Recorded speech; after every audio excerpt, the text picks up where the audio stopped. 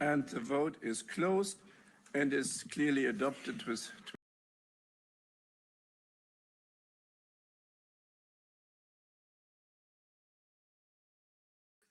Amendment 85 in favor, against, abstention rejected. Amendment 88 in favor, against, abstention rejected. And we have now the final vote electronically, and the vote is open.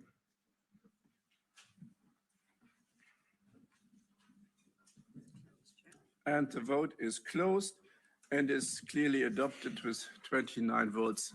Thanks a lot for this vote. And this one reminds me really to an old rock song, and you all know that I'm really a fan of rock music. Let's stick together. And I guess in this situation, we should really stick together towards the United States and to all other forces worldwide as true Europeans. So let's stick together. Thanks a lot. There is now a vote for possible vote for the mandate for interinstitutional negotiation. I heard from a lot of political groups that they want to go to plenary, so I'm not in favor of this vote, but nevertheless we have to vote on that. So who is in favor? Who's against? Oh, it's a roll call vote, so we have to do it. So vote is open.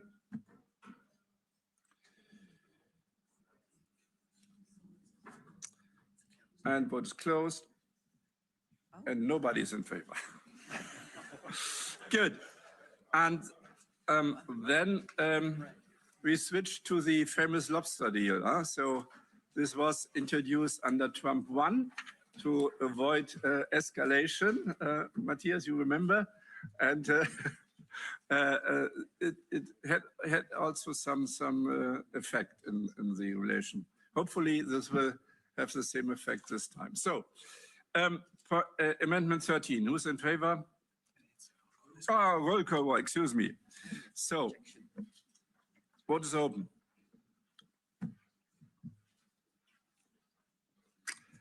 And the vote is closed. Is clearly rejected. Compromise 1 in favor, against, abstention adopted. Amendment 15 in favor, against, abstention rejected. Amendment 17 in favor, against, abstention rejected. Amendment 20 in favor, against, abstention rejected. And then we have the final vote electronically, and the vote is open.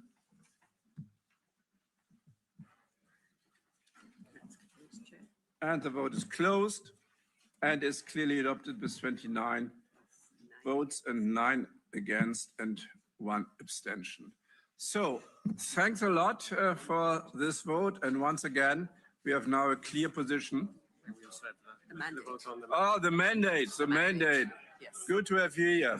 So also here the question to go to immediately to the negotiation with the Council. The vote is open.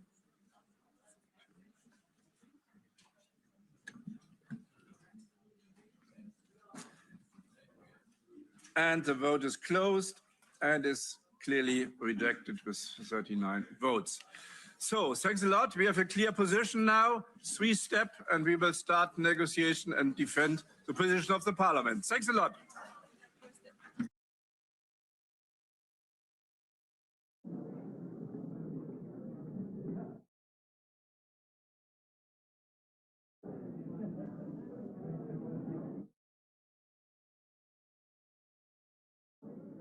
So 5 minutes break.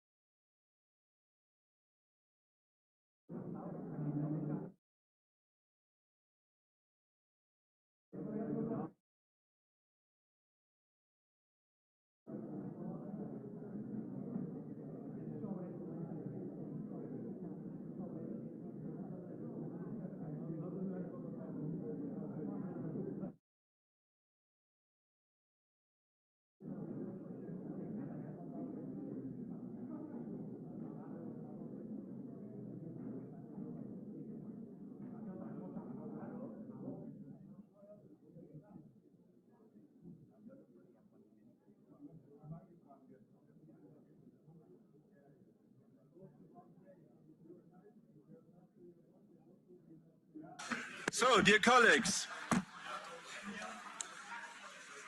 the monitoring groups, it's an integrated part of our work in the committee, and we start with the monitoring group on Mercosur, which took place on the 24th of February.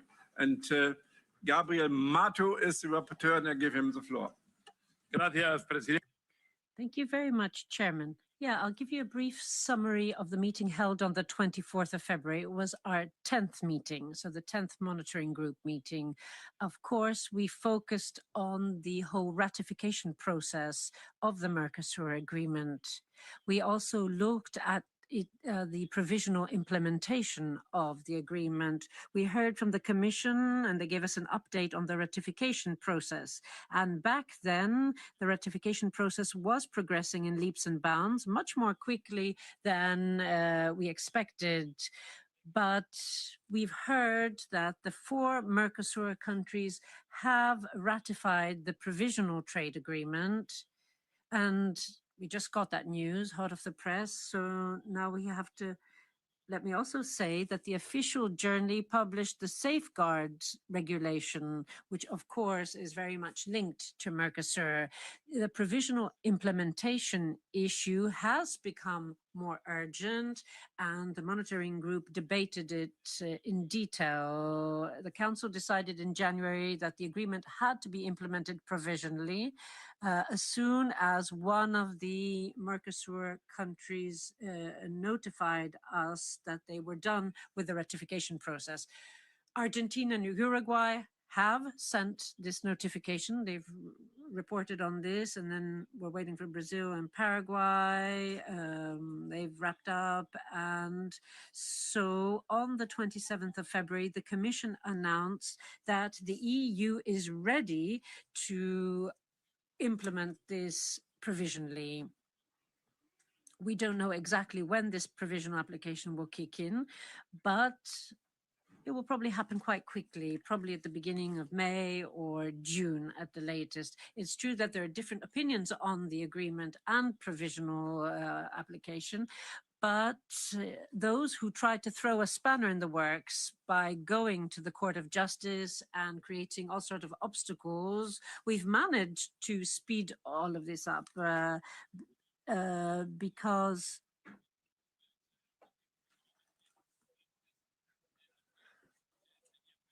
now it seems that the provisional implementation will actually happen earlier, so they've actually sped up the whole process.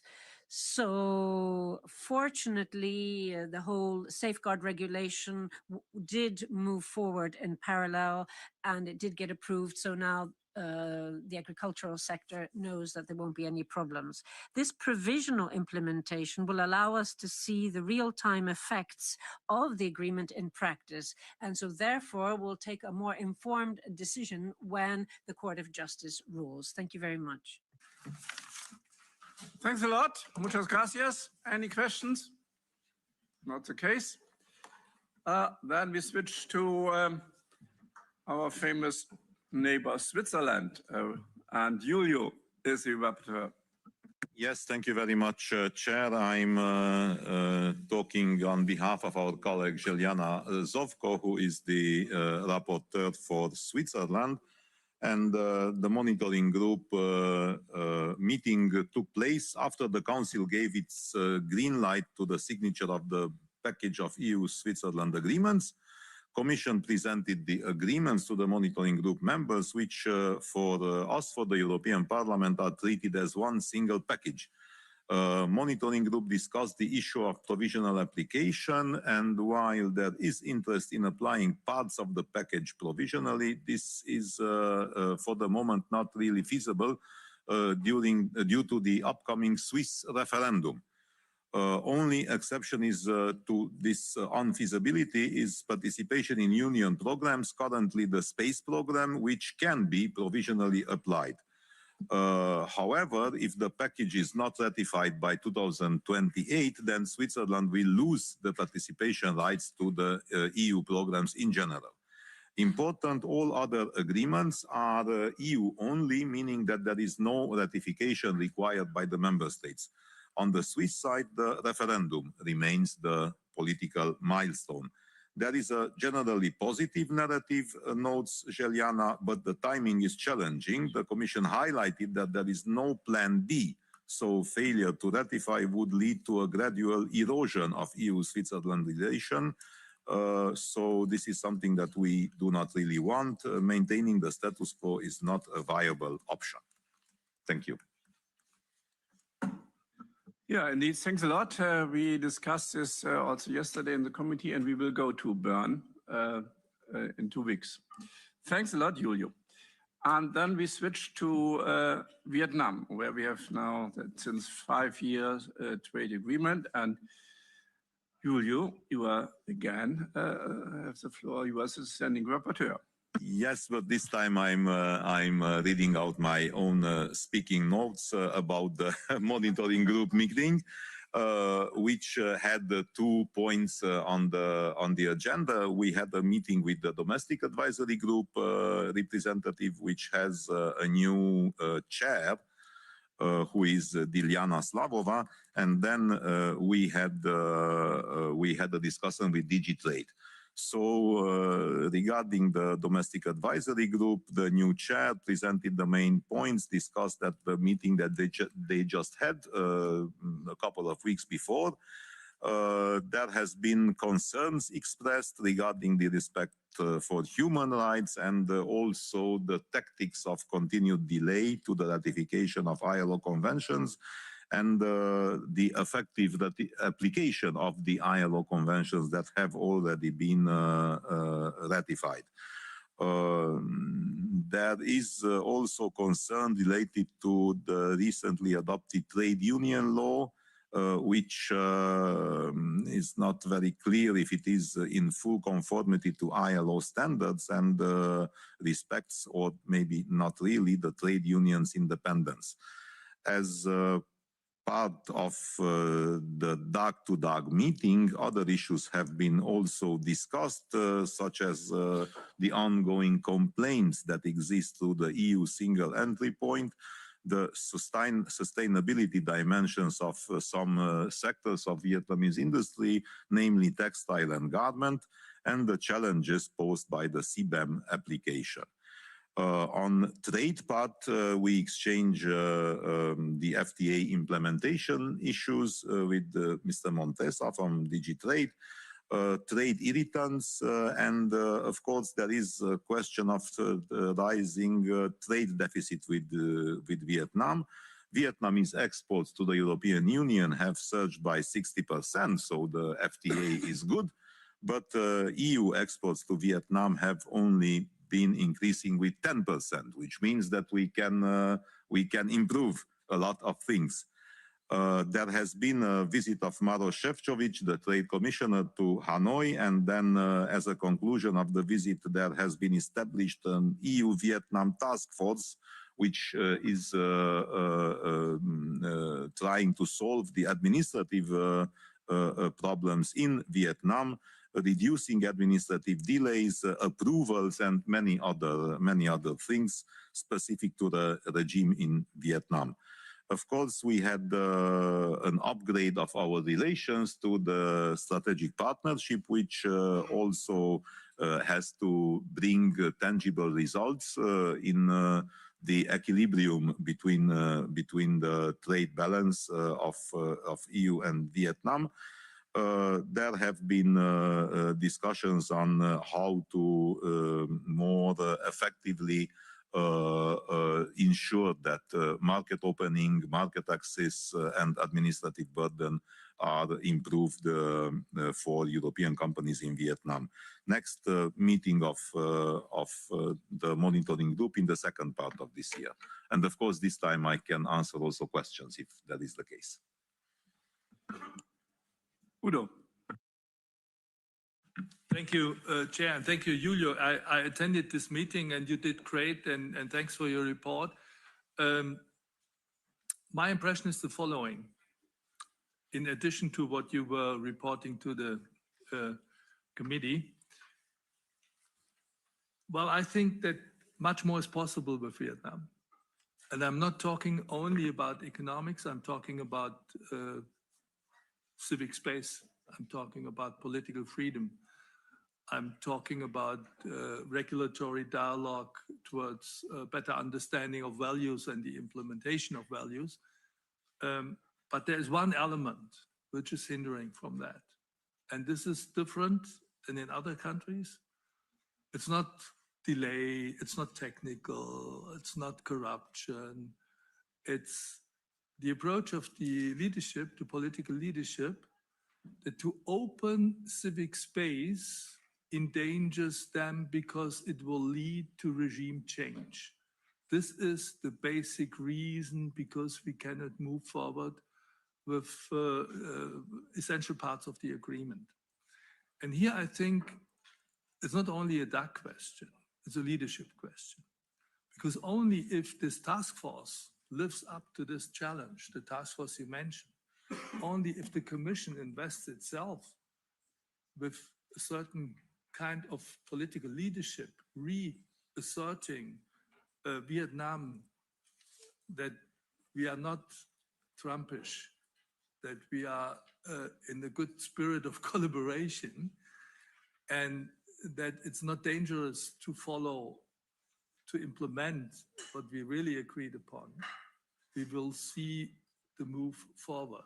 Insofar, I would ask politely whether this committee could have the chance to listen to the task force results and to invite high-level people who have a certain say in that organization of task force talks and negotiations to inform us more timely than only to listen to the monitoring group in the second half of the year. Julio. Well, thank you very much. I think I agree with your analysis, because it's clear that Vietnam is a huge challenge. And I think, I hope I'm not mistaken if I say that this is the first time the European Union has a free trade agreement, a full-fledged agreement with a country with a different system, with a socialist system. So we know very well, and I remember. So agreeing with your analysis, I just remember that we had discussions with Bernd Lange around the process of ratification of the agreement in the European Parliament 5 years ago, 6 years ago, about having a sort of parliamentary cooperation, also a dimension of parliamentary cooperation between the EU and Vietnam. And of course, this is a big challenge, because you know very well that there is not a real parliament functioning in Hanoi. So of course they have structures, they have some committees, they have members of the parliament, but that's a different kind of structure. It's not a real democratic parliament with elected members in a traditional meaning of a democracy. So of course then COVID came in 2020, and this was also a hit, because you know very well that for 2 years the contacts have been very difficult and only online. So I think this is a topic to discuss maybe further in a sort of meeting or having an analysis. And of course, if I understand correctly, your proposal would be that we have a monitoring group meeting, maybe with Maroš Šefčovič or with high-level people in this joint committee or the task force, to give us a hint of what they are seeing there. So I will try, together with the Secretariat, of course, to organize such a meeting, and then... The format should be at your disposal. Sorry? The format in which we work should be at your disposal. It could be the monitoring group, but then let's explore this, and let's reach out to DigiTrade and also External Action Service. Okay, understood. Thank you. To add, and I support you in this work totally, together with this trade agreement, we developed this roadmap for the implementation of labor rights. And they did it step by step. One ILO convention is still missing, 87, and we have to make pressure to them on that as well. And therefore, I guess the contact also to other stakeholders is really important. And they had, even the parliament is totally different to others, they had to vote for the new National Congress on the 14th of March. So they review their leadership as well. And perhaps we can use this as an occasion to restart this discussion. Perfect. Then we have Udo with the East African community. Let me take the occasion to thank all the involved colleagues from the Secretariat, but also from the DAC itself, as well as from the Commission engaging in the DAC work, because I learned again what I knew before in this East African community DAC, that the DACs per se are an essential tool of transforming our partnership into really living partnerships, where we not have only paper commitments, but really successful implementation. So we underestimate the work of the DACs, but this is totally unjustified. We should invest ourselves in that even more and strengthen the capacities of the DACs wherever we can. Kenya, the legal situation is a bit tricky because 24th November last year, the Regional East African Court of Justice suspended the implementation of the EPA following a complaint that Kenya, and that was the interpretation, did not consult sufficiently the regional partners while signing the agreement. We know that this is not totally justified because the partners were not interested in joining at the very beginning from the outset. And some of the observers have the interpretation that that should be a tool for neighboring countries to join, but under new conditions, and totally renegotiate the partnership agreement, which may be perhaps not in our interest because we invested us really a lot. And this is also the Commission's interpretation. We have conducted this monitoring group on the 5th of March, together with the chair of the European DAC, Ms. Elena Costa, and together with a representative of the Commission, Ms. Cristina Miranda Gonzalez, head of Unit African, Caribbean, Pacific, Overseas Countries and Territories. So we were very well informed from both sides, and both sides came to the same conclusion that to renegotiate is not an option for us, and that we are united here together with the Kenyan government. The Kenyan government itself has immediately made clear that this court ruling will not disturb the trade relationships, and they will continue in the best spirit of the agreement. And as we can observe empirically, that is indeed exactly the case. They have also decided to file an appeal to the court decision, so we are waiting for that. The political situation is promising and interesting at the same time. We see, if you look at Kenya, that this is, in comparison to others, either it's really a privileged country on the African continent. It's full of potentials, but nonetheless, you see the unrest of the youth. You see the demanding young population longing for successes on the labor markets, longing for the successes in education and in concrete economic and social perspectives for their generation. So there is time pressure on the agreements to fly and to be successful, not only in economic and trading terms. This is a very progressive agreement because we have binding provisions on labor issues, on gender equality, on environment, and on the fight against climate change. And the DAC is a challenge in itself because this is an example, one of the first ones, and I think the first one on the African continent, where the DAC is responsible not only for the TSD chapter, but for the whole agreement. So excellent colleagues working on that. We have an excellent exchange with the European DAC, but there is a missing link.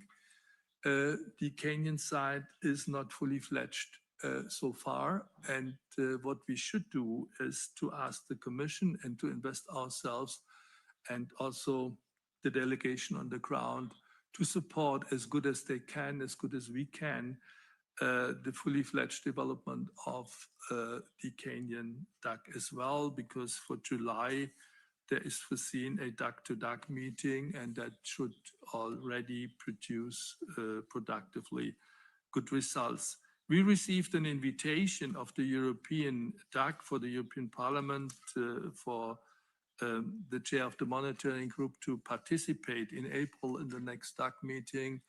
And as far as I understand, he's willing to follow that invitation. Thanks a lot, Udo. And indeed, this is quite unique that the DAC is responsible for the whole agreement, also for the economic part. We have it only in the TCA with UK so far, and it will be, might be, in the agreement with Mexico. But in all other, the DACs are only responsible for the trade and sustainable chapter.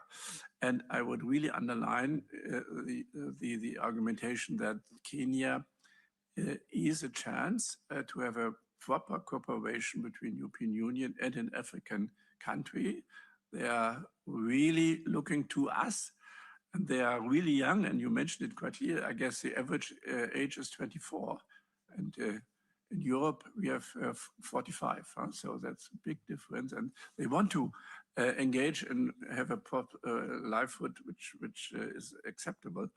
And there are a lot of potential on also IT, and therefore I guess we should really be more proactive as European Union. So support for this approach, Udo. Any further remarks? Not the case. Then we switch to the United Arab Emirates. Lynn Boylan is not here. It took place on the 17th of March.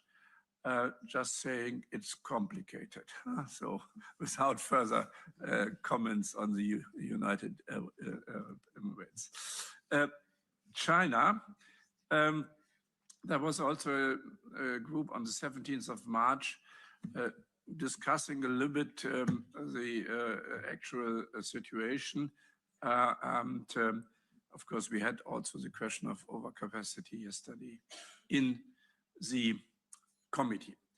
And this leads me to the next item, is item 21, the state of play of the negotiations with the Council, the trialogue.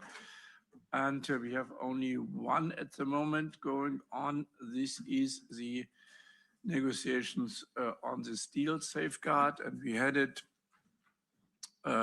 Tuesday, so 2 days ago, without any results. So we have some small understanding, some small achievement, but it was, let's say, not so productive as I hoped for several reasons. So there will be another trialogue coming mid-April.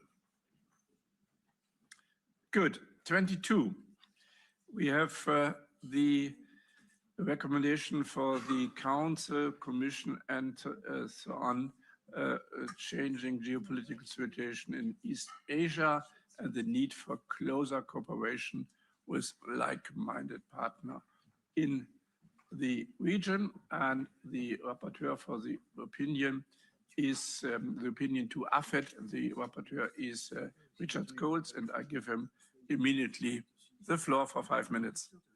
Yes, thank you, Chair. Yes, please, colleagues, lend me your ears. But just saying, the initial report by AFET committee is really comprehensive and well-balanced. Therefore, my report focused on incorporating more the trade focus language. As the rapporteur for this opinion, I would like to stress one key point. Trade policy is at the heart of the geopolitics in East Asia, and we should acknowledge that. It's not just in Europe, but also in East Asia. The draft opinion reflects a simple reality. East Asia and wider Indo-Pacific are not just important, they are indispensable for Europe's economic future and strategic resilience. The region hosts critical supply chains, advanced technologies, and key maritime routes that underpin global trade and EU competitiveness. At the same time, this region is becoming increasingly contested, shaped by geopolitical tensions, economic coercion, and systematic rivalry, which is why EU position must be clear and pragmatic and strategic. First, opinion calls for stronger and more visible EU economic presence in East Asia. This is not only about values, democracy, rule of law, and human rights, although these remain essential. It is also about strengthening our economic security through diversification, resilient supply chains, and reliable partnerships. Second, at these turbulent times, we must deepen cooperation with like-minded partners. The opinion rightly highlights the importance of building on existing agreements, such as those with Japan and South Korea, and ensuring their full implementation. At the time when the rules-based system is under pressure, strengthening cooperation with trusted partners is not optional, it is necessary. Third, the draft opinion puts strong emphasis on critical technologies and supply chains, especially semiconductors. Here, cooperation with partners like Taiwan is particularly important. Fourth, the opinion underlines the need to align more closely with partners on economic security and trade policy tools. Fragmentation weakens us and coordination strengthens us. Whether it's export controls, investment screening, or response to coercive practices, we need a more coherent and coordinated approach with our partners in the region. And finally, the opinion reaffirms the importance of multilateralism as WTO remains a cornerstone of global trading system, and we must work with partners in East Asia to reform and strengthen it, in particular including the plurilateral initiatives such as e-commerce. This opinion is not about the choosing sides. It is about ensuring that Europe has the capacity to deepen cooperation with like-minded partners and the strategic clarity to act in a more complex world. In conclusion, this draft opinion sends a strong and timely message. Europe must engage more, cooperate more, and act more strategically in East Asia because our prosperity, security, and global influence depend on it. So thank you for your attention, and if colleagues have any questions, and I look forward for the shadows' opinions as well on this. Thank you. Thanks a lot for this overview. I will make just a short break. We spoke about the trialogue and I reported from Tuesday, but now our rapporteur is there. Perhaps you want to come in shortly. I apologize. Thank you so much. I'm sure that you gave an update, so it's not necessary to say much from my side. Then we had a very, very good and constructive negotiation. There are still some points on the agenda which have to be solved, and it's about the flexibility to carry over quotas from one quarter to another, as well as the opening of the scope to items, which is crucial, of course. And I am an optimist, and I'm optimistic as well that we will find a solution on next trialogue. But we need it's necessary that we work in our group and also try to prepare ourselves so we can finalize this in time, because we know that the current safeguard will end in the middle of summer. So we are under time pressure as well. Thank you, Bent, and apologize once again. Thanks a lot, Karin. So the steel safeguard is, of course, relevant for our partner in East Asia, and therefore we have to be careful on that as well, but we will have it in our mind, of course. So the cooperation with like-minded partners, and Richard's made this quite clear, is really important for us. And now I would like to hear the shadows on that. And I guess for the EPP is Mr. Soido.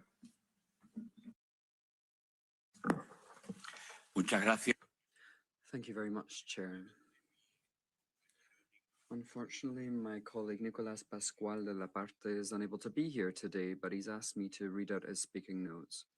Firstly, he'd like to recognize that the draft opinion is an excellent basis for future negotiations. This document marks a good starting point, and discussions thus far have been productive and well-founded. Moving forward, there are many opportunities to strengthen and improve the EU's position when it comes to trading partners in East Asia. And this is something we'll be improving via amendments. Firstly, we should align our ambitions with a strategy to reduce risk in order to manage our strategic dependencies and to strengthen the supply chain. This approach is not only essential for our economic security, but also to support our international relations and prevent economic decoupling. Secondly, we should underscore the importance of economic security instruments that the EU has. These could be anti-coercion instruments, FDI control instruments, and import controls. These tools are vital so we can combat coercive practices and ensure fair competition within the EU market. Finally, we must strengthen cooperation when it comes to critical infrastructure resilience, especially when it comes to digital networks and undersea cables. Cooperation with like-minded partners in East Asia is vital so that we can ensure our infrastructure is more secure and more resilient. And therefore, the amendments that we are tabling don't just bolster the EU's position, but also allow us to maintain our global competitiveness without losing sight of the principles that define our foreign policy and preventing any economic challenges there too. Thank you. Muchas gracias. Kathleen. Thank you very much, colleagues. Let me start by saying that we support the overall direction of the report and thank the rapporteur for the work. As we mentioned, the Indo-Pacific and East Asia in particular is a key region for Europe, for our future and for our cooperation. Development in the regions have the potential to directly affect European interests as well. For us, but I think that does work for any other group, the question is not that we should cooperate, but it's also how we cooperate. So let me make a few remarks. First of all, what we need to do is to deliver on what we've already agreed. And this means fully implementing our existing trade agreements with South Korea and Japan, including on labor rights, sustainability, and digital rules. Secondly, we should step up our cooperation in strategic sectors with key partners such as Japan, South Korea, and Taiwan, especially in areas like investment, digital trade, critical technologies, and so on. And third, we need to better align our approaches to respond to unfair trading practices. And as we all know, a rule-based system that is only respected when convenient is not a stable system. So not a loose alignment that look great on paper, but real coalitions in this is necessary. And this includes working together on securing supply chains and critical technologies, but also enforcement and tackling unfair practices. And this is precisely where Europe and its partners can make the difference by promoting high standards and avoiding a race to the bottom and at the expense of workers and the planet. So for the S&D, strong engagement therefore goes hand in hand with a renewed commitment on multilateralism, and not as it was in the past, but as it should be fair, more balanced and more enforceable. So you can expect S&D amendments to further reinforce this approach to the report with a particular emphasis on defending a rules-based trading system, promoting the ratification and effective implementation of core ILO conventions, and ensuring that this type of cooperation goes hand in hand with trade and, of course, our economic security instruments. Thank you very much. Thanks a lot, Kathleen. And now it's Petras. Thank you, Chair. Firstly, I wish to congratulate Richard with his, no surprise, solid draft, a good direction, a good solid document, to work further on. And as previous colleagues mentioned, indeed, we strongly emphasize the economic interest of European Union reflected in the East Asia region. It's absolutely growing markets, so that's why for us it's a possibility to diversify our trade flows and to establish new partnerships and indeed to new cooperation projects, generally speaking. So that's why we have to probably make very clear that this vast region is a huge possibility. We have to use it in full extent for benefits of both sides, establishing jobs on both sides of these agreements. And indeed, this strategic focus should prevail in our deliberation and final probably text of this document. I fully agree that already established agreements must be fully implemented. And indeed, trade agreements, including sustainable development commitments, must be taken well into account once proceeding with those agreements. And again, let's not be short of goodwill and initiative. From Renew side, we would suggest, and it will be indeed reflected in our amendments shortly to come, to explore possibilities launching EU-Taiwan bilateral investment agreements. We know cooperation is on in this regard, and even trade-related frameworks. Why not? We have to be indeed pro-initiative based, generally speaking. So Will be certain amendments, which I hope will be taken well and will enrich the existing draft. But, Mr. Chair, we are looking forward for efficient and kind of result-based discussion and debate what concerns Richard's report. Thank you. Peter, thanks a lot. And Rudy. Yes, thank you, Chairman. I will speak in Dutch.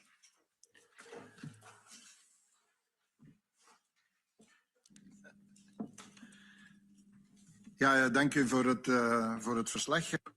First of all, thank you very much indeed for this report. Well, when it comes to our position, we do need to work with East Asian trading partners, but not this way. Who is benefiting from this cooperation? That's the main question we need to bear in mind. It's businesses that are benefiting. Then when it comes to digital trade, we'll just be strengthening the position of big tech. So when it comes to the EU's ability to legislate in this area, well, that's going to be weakened. Big tech will do whatever they want. Public authorities won't have any kind of control over all of this.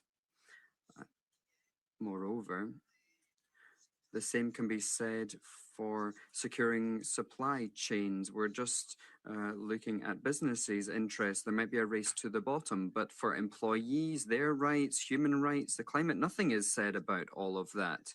So the question that comes to mind,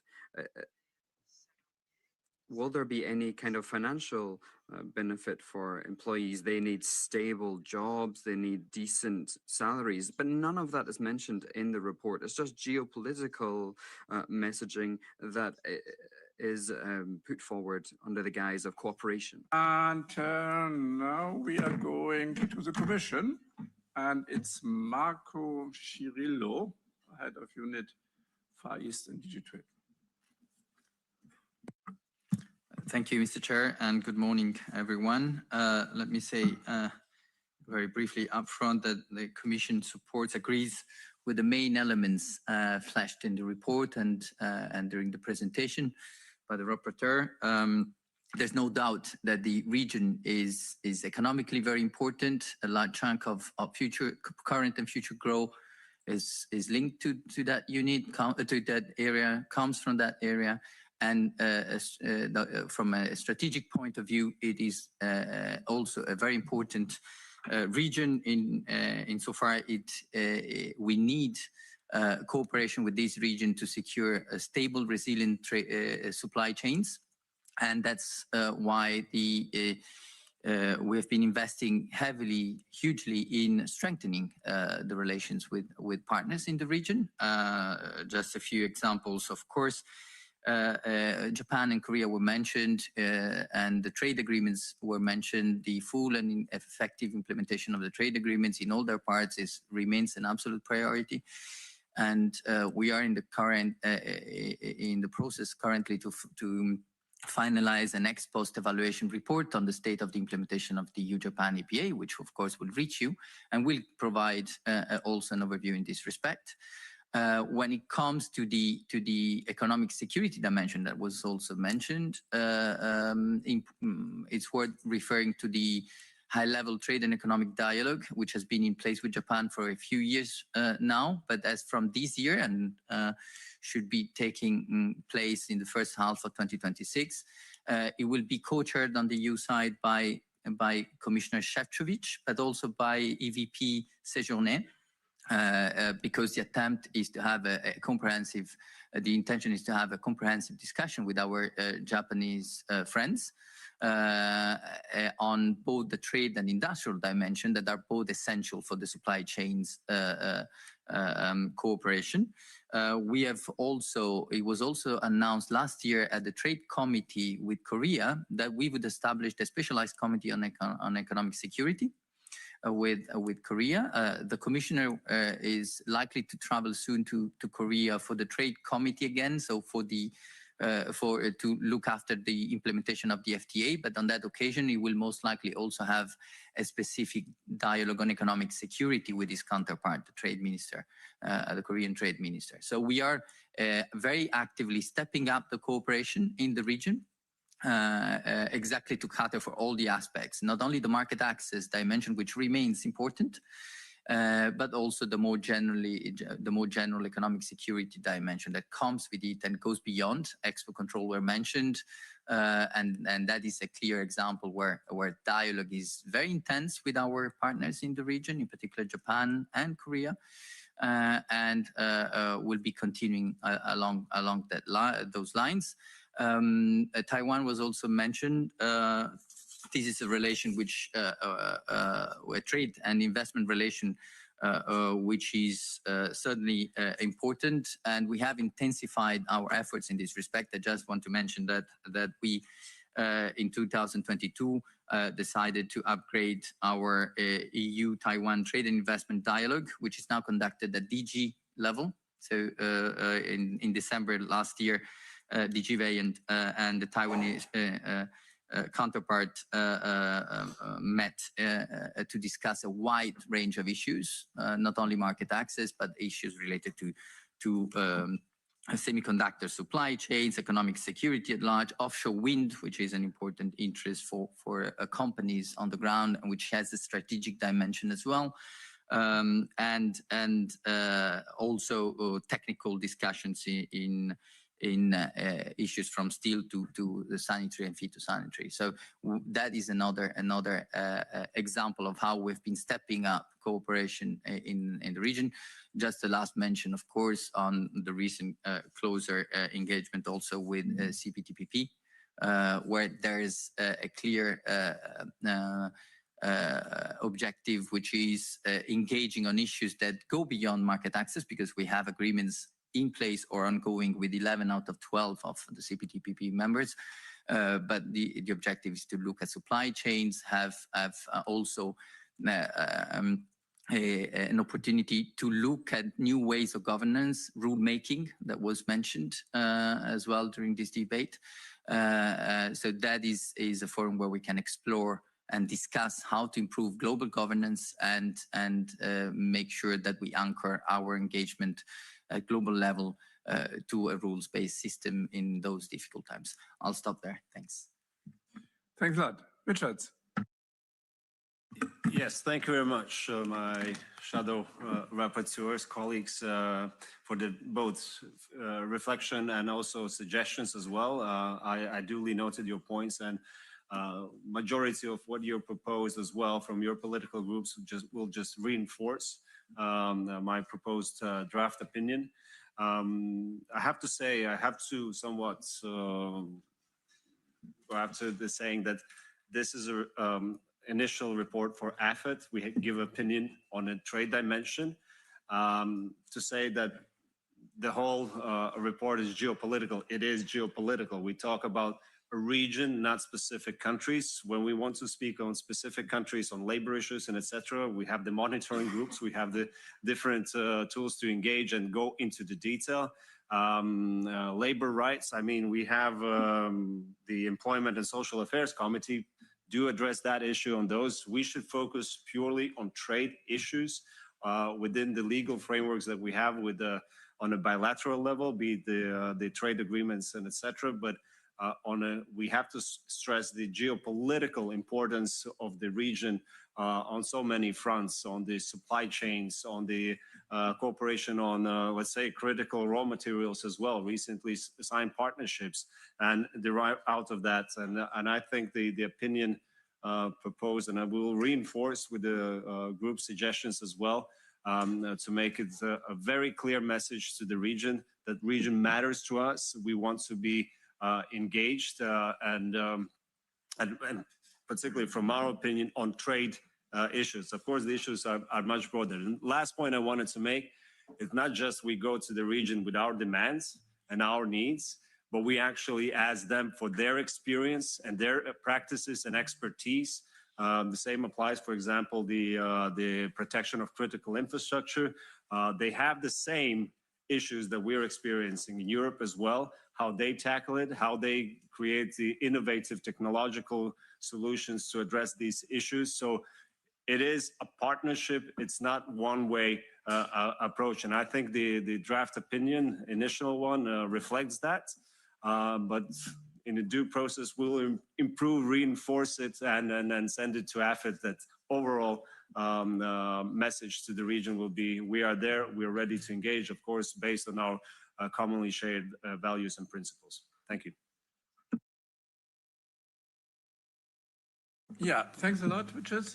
And the deadline for amendment is the 25th of March at noon, high noon, no? 12 o'clock. Good, perfect. And now we switch to the last two items of our meeting, which is in camera. So this means, June, you have guaranteed me that there's no web stream anymore. And everybody who is not to be allowed in camera in the intercommittee